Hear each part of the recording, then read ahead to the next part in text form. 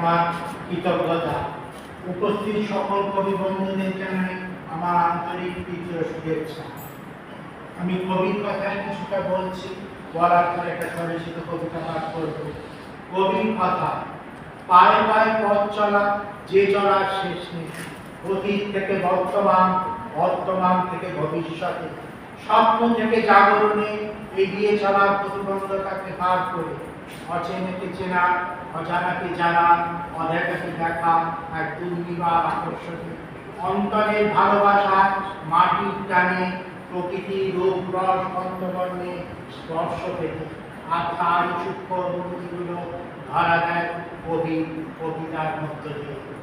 কবিতার নাম ঘুম ভেঙে দেখি, কলমে জয়দীপ রায়চৌধুরী।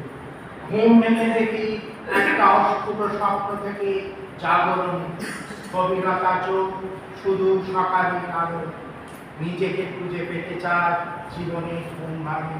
তবু বাস্তবের আকাশে ছিটে ফোটা বৃষ্টির দেখা মালা বেড়া বাড়ার সাথে সাথে অনুভব করি নিজের মনকে প্রকৃতি তার খুব দেখা পাওয়া।